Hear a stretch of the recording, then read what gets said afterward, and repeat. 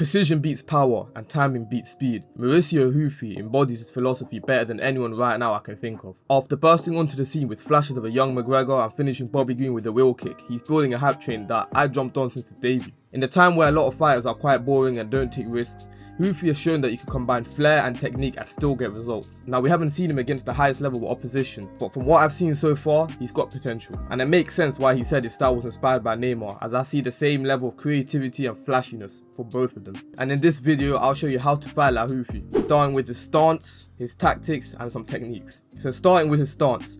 He has a wide base, almost like a karate fighter, and an upright posture. This gives him great linear movement so they can control the distance and be in and out. However, unlike karate fighters and taekwondo fighters, he's not as bouncy as they are, but makes little micro movements and constantly range finds with his lead hand and depth perception. And this wide base gives him leverage for his backhand, so that he has maximum power. Think of someone throwing a javelin or throwing a ball. They have a nice wide stance where they can transfer their weight from rear to front. And while in his stance, he often leans back just a little bit, and this does two things. It makes him seem a bit further away than he is while his front leg is still close, so that when his opponent misses or they think they're safe, he can just shift back in and crack them. And this also puts a bit more weight on his back leg so that he can transfer weight better when he's throwing his backhand. An upright posture will allow you to throw kicks better. You can try it yourself. Whatever stance you fight in, whatever striking art you're doing, sit your weight really low, be really low to the ground and try and throw head kicks, spinning kicks, roundhouses. It's much harder than when your stance is more upright. It's why all striking arts with kicks, whether it's karate, taekwondo or muay thai,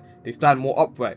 They're not as crouched over like a boxer because they need to be able to throw their kicks. And personally, what I find when I have a more upright posture is that my back is not as tight and my body's more loose, and this helps you stay loose, whip your punches and stay unpredictable because you can throw all your flary kicks. However, when you do have a wide stance, you are susceptible to calf kicks. As we see, he does eat a few calf kicks. And if you really want to emulate his style while in this stance, you want to have a playful mindset, almost like you're sparring or shadowboxing, and be free, be in that flow state. You'll see him often move his arms around, move in weird angles so he can punch from awkward angles where opponent can't see. He's almost dancing in there, feeling free, feeling loose like water. The lead hand might drop, come to his hip, range find, he might drift his arms around, move in, move back out, feint his kick into another technique.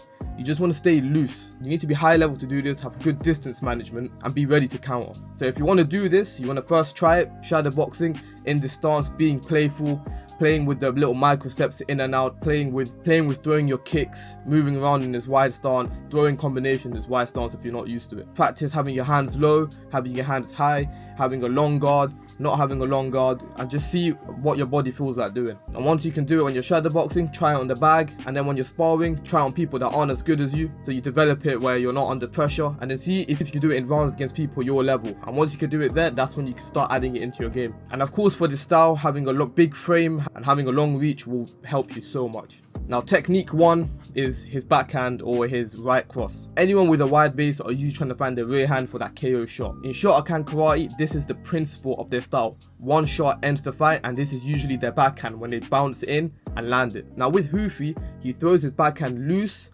long and like a whip, sometimes overextending. And if you want to know how to whip your punches and how to generate more power, you can check out my video I made right here. He's utilizing his torque fully, rotating fully, using all his reach while keeping everything loose and whipping his arm. He's using all the kinetic changes in his body, and this is what creates such a devastating shot that almost looks effortless. Sometimes he will throw this as the aggressor, where he's just feeling his opponent and pressuring, and he'll throw it out of nowhere, maybe set up with a jab.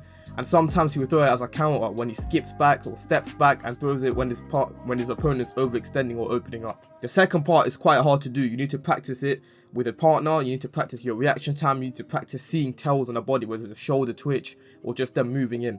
And that's where the distance management in his stance helps. So if you want to throw a backhand like him, you need to understand how to transfer your weight, your kinetic chains, how to be loose, how to whip your arm, and how to use all your reach so you maximize torque. Now his first tactic is controlling traffic. Now what's traffic in fighting? Well, traffic in fighting is the two lanes, usually with the arms. So I'm going to use an example as an orthodox fighter and an orthodox fighter. We have the left lane, which is your left hand, your lead hand, and their right rear hand. This is the flow of all your shots on the left and all their shots on the right.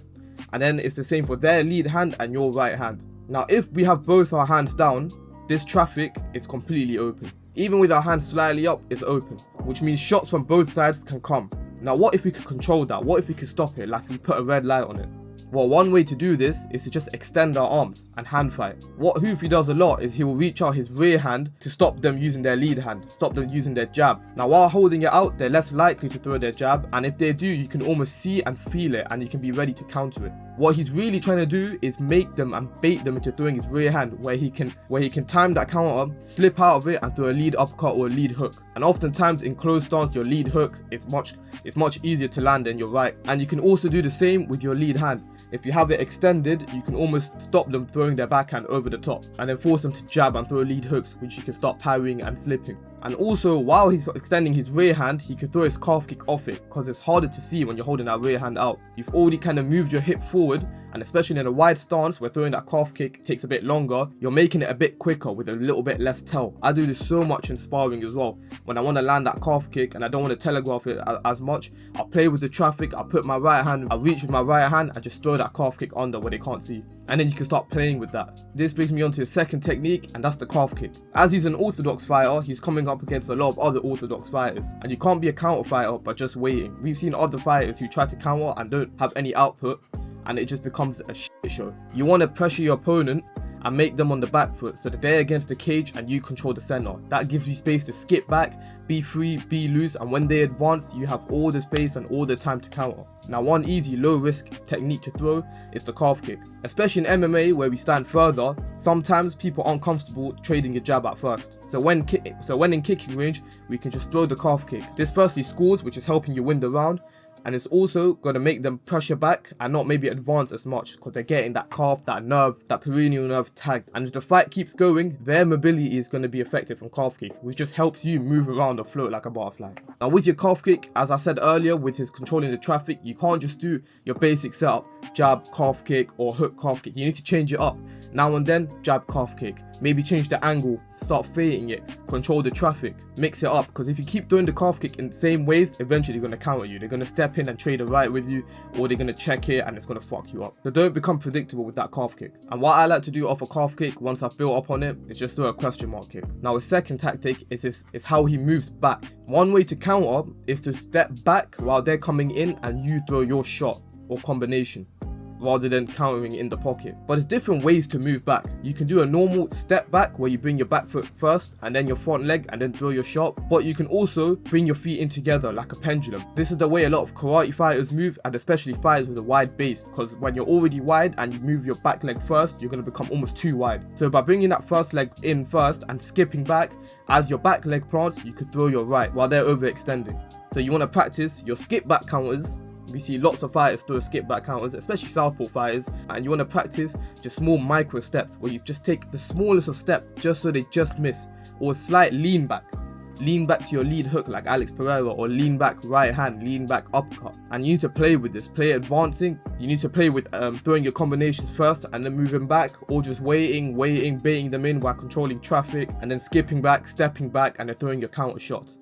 And making sure your counter shots still have good technique in it, where you're not throwing little bunny punches, you're still throwing nice extension on your shots and whipping them in. And then when you're drilling it, make sure you exit after, because you don't know whether there's a knockout or not in sparring or shadow boxing. So this is how to fight like Mauricio Ruffy. You can always come back to this video, I'll timestamp it, so you can just, when you're training, you can just look at which part you want. Hopefully you enjoyed this video. I could make a part 2 when he's had a couple more fights and we see more to his game, maybe some more grappling if he showcases that in his next fight. Hope you enjoyed the video. Like and subscribe, comment who you want me to break down next, or any other types of videos you want to see, and I'll see you in the next one.